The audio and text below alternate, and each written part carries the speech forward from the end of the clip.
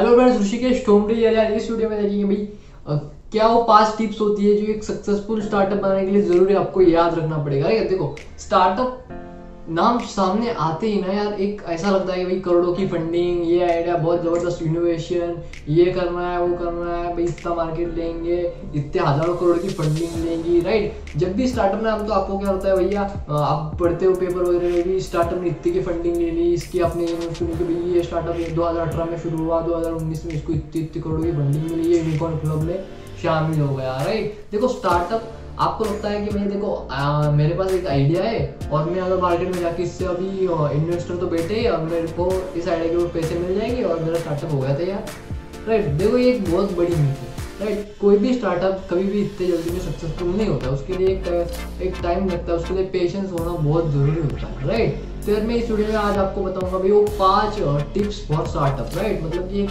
Successful startup बनाने के लिए वो कौन सी 5 टिप होगी जो आपको जरूर याद रखनी पड़ेगी एक स्टार्टअप को सक्सेसफुल बनाने के लिए, राइट। तो देखो, पहली टिप ये कि भैया आपके अंदर ना पैशन होना चाहिए उस चीज़ को सॉल्व करने का, राइट। मतलब कि कोई भी प्रॉब्लम क्यों ना हो, आपको उसको सॉल्व करने के लिए आपके अंदर एक पैशन होना चाहिए, राइट। किसी को भी देखा देखी में आके आपको स्टार्टअप नहीं खोलना है, राइट। आपको लगता है कि भैया स्विगी फूड डिलीवरी कर रहा है, जोमेटो दे रहा है, मैं भी स्टार्ट कर देता हूँ फूड डिलीवरी का, राइट। ऐसा बिल्कुल भी नहीं होता है। देखो, जब स्विगी की शुरुआत हुई थी ना तो वो एक लॉजिस्टिक कंपनी था, राइट। और जब जोमेटो की शुरुआत हुई तो वो एक वेबसाइट था, एक पोर्टल था जहाँ पे वो फूड लिस्टिंग कर रहे हैं, मतलब कि फूड के रिव्यू वगैरह देते थे, राइट। यही चीज़ें होती थी तब उसके टाइम में। लेकिन धीरे धीरे इन्होंने अपने आप को इम्प्रूव कर करके आज ये फूड डिलीवरी कर रहे हैं, राइट। तो ऐसा बिल्कुल भी नहीं होता कि आप किसी की भी देखा देखी करके उस चीज़ के ऊपर काम करते हो। तब स्विगी को देख के कभी भी जोमेटो नहीं आया था, राइट। वो तो उसकी शुरुआत ही लॉजिस्टिक्स से हुई थी।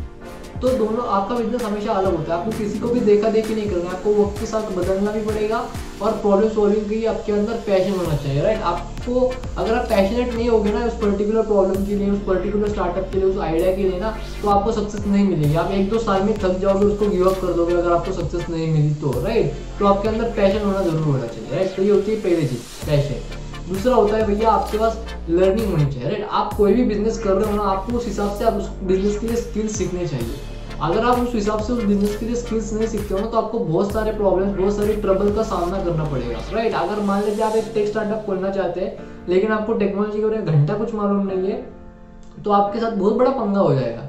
आपको मतलब कि आप ऐसे सोचोगे भाई मैं टेक स्टार्टअप खोल लेता हूँ, मैं सॉफ्टवेयर बनाने की कंपनी चालू करता हूँ जो कि मिनिमम वायबल प्रोडक्ट बनाएगा स्टार्टअप के लिए कम पैसे में, राइट। मैं उसके लिए लोगों को हायर करूंगा, वो लोग बिल्ड करेंगे, मैं पैसे छापूंगा, ये है मेरा आइडिया। नहीं, ऐसा बिल्कुल भी नहीं होता। अगर आपको उस स्टार्टअप बनाने की, सॉफ्टवेयर की और कोडिंग की नॉलेज थोड़ी भी नहीं होगी, उसकी बेसिक नॉलेज भी नहीं होगी ना, तो वो जो आपके बंदे होंगे वहाँ पे काम करने के लिए कोडर, उनको जब ये बात समझ में आएगी ना तो वो आपको चूतिया बनाएंगे, राइट। वो आपका हमेशा काटते रहेंगे बड़ा बड़ा, मतलब कि वो आपको पागल फुद्दू वगैरह बनाते जाएंगे। इससे आपकी ट्रबल बढ़ जाएगी, आपकी ब्रांड की वैल्यू भी गिर जाएगी।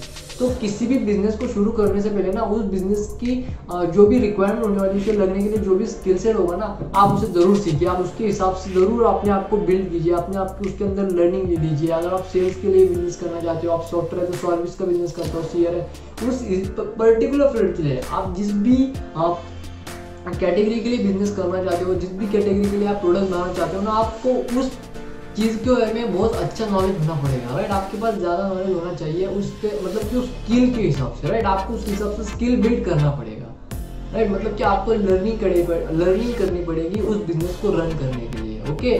तीसरा होता है भैया देखो, हाँ, कभी भी ना आपको देखो कहता है कि भैया देखो मैं इतना इतना करोड़ का फंडिंग ले लूंगा, फिर मैं इतने शहरों में बिजनेस करूंगा, ये करूंगा वो करूंगा, रातों रात बिलियनर बनूंगा, राइट। आपके पास सपना है, आपके पास एक विजन है, बहुत ही अच्छी बात है। लेकिन आपको उस विजन को अचीव करने के लिए ना उसे पहले छोटे से शुरुआत करो, राइट। उसको छोटे छोटे गोल में डिवाइड करो और फिर सबसे छोटे से शुरुआत करो। मान लेते हैं कि भाई आपका एक स्टार्टअप है, उसकी जो मार्केट है वो लगभग इंडिया के 500 सिटीज में, तो आप पहले दिन में 500 सिटी में जाओगे क्या? नहीं जाओगे ना। आपको शुरुआत से एक छोटी जगह से ही शुरू करना पड़ेगा, क्योंकि यहाँ पे आप जितना सीखोगे ना उतना ही आपके लिए अच्छा है, राइट। अगर आप 500 सिटी में शुरुआत में जा देते हो, करोड़ों रुपया खर्च कर देते हो, वहाँ पे अगर आपका प्रोडक्ट नहीं चला, आपको मार्केटिंग में आपने ठीक से रिसर्च नहीं किया, आपका प्रोडक्ट फेल हो गया ना, तो वो बहुत बड़ा एक फेलियर होगा आपके लिए, राइट। क्योंकि मतलब कि अगर वहाँ पे छोटी सी भी गलती ना एक बहुत बड़ा इम्पैक्ट क्रिएट कर देगी आपके जीवन के ऊपर, आपके उस पूरे करियर के ऊपर, आपके पूरे उस स्टार्टअप प्लान के ऊपर, उस बिजनेस के ऊपर, राइट। तो इसके लिए आपको हमेशा छोटे से शुरुआत करनी चाहिए, ताकि वहाँ से आपको फटक से मिस्टेक भी पता चले, आप अपने प्रोडक्ट को इम्प्रूव भी करो, फिर आगे जाके आप एक परफेक्ट प्रोडक्ट बना सको, राइट। परफेक्ट कुछ नहीं होता है, उसको आपको इम्प्रूव करना ही पड़ता है, राइट। उसके बाद में अगर मैं आता हूँ चौथे के ऊपर, तो भैया कभी भी अपने आप को डिस्ट्रैक्ट मत करो ट्रैक से, राइट। मतलब कि ऐसा नहीं होना चाहिए कि भैया आपने कभी ये चीज़ की, आपने वो चीज़ की, आपको लग रहा है भैया अभी ये चीज़ चल रही है, अब मैं ये भी करता हूँ, राइट। आपकी जो भी निश है, आप जिस भी कैटेगरी के ऊपर काम करना चाहते हो ना, तो आपको उसी के ऊपर फोकस में काम करना पड़ेगा, तभी आपको सक्सेस मिलेगी, नहीं तो नहीं मिलेगी। ओके, फिर मैं बात करता हूँ भैया चौथे की, कि भाई आपको हमेशा एक मतलब कि हमेशा आपको एक डिफरेंटली सोचना पड़ेगा, राइट। मतलब कि आपको ये नहीं सोचना है कि आपका कंप्यूटर कैसे हारे, आपको तो ये सोचना है कि आप कैसे जीतो, राइट। उससे जीतने के लिए आपको क्या करना पड़ेगा, आपको ज़्यादा से ज़्यादा बेनिफिट्स प्रोवाइड करने पड़ेंगे, वैल्यू ऐड करनी पड़ेगी कस्टमर के लाइफ में। उसके लिए आपको एक डिफरेंट सोच लगेगी, आपको क्रिएटिविटी लगेगी। ओके, तो भैया मैं आता हूँ अभी पांचवे के ऊपर। पांचवी ना यार बहुत ही मतलब कि सट्टी के सक्सेस के लिए इसकी रिक्वायरमेंट होती है, ये होता है भैया कंसिस्टेंसी। आपको कंसिस्टेंटली एफर्ट डालने पड़ेंगे, राइट। कंसिस्टेंसी एफर्ट डालने पड़ेंगे आपको रिजल्ट लाने के लिए।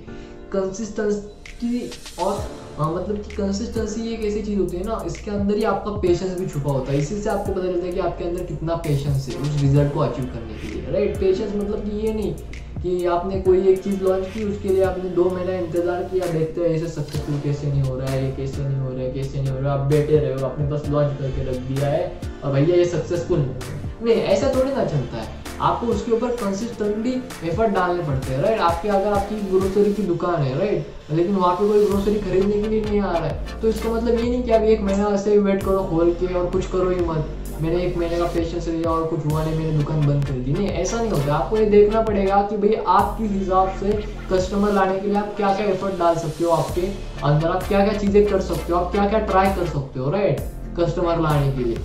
ये कंसिस्टेंट एफर्ट ही होते हैं जो आपको रिजल्ट अचीव करने में हेल्प करते हैं, राइट। उससे सीखो, लर्न करो, अप्लाई करो, सीखो, learn, apply, try, learn, apply, right. यही चीज़ें होती है, यही लाइफ साइकिल होता है, कंसिस्टेंसी इसे कहते हैं। तो कंसिस्टेंट एफर्ट डालना बहुत जरूरी होता है। आप आपके बिजनेस में कंसिस्टेंट एफर्ट डालना, आपका स्टार्टअप, आपका बिजनेस जरूर सक्सेसफुल होगा, राइट। अगर आपको ये वीडियो अच्छी लगती है तो जरूर लाइक कर लीजिएगा, चैनल को सब्सक्राइब भी कर लीजिएगा। Thank you.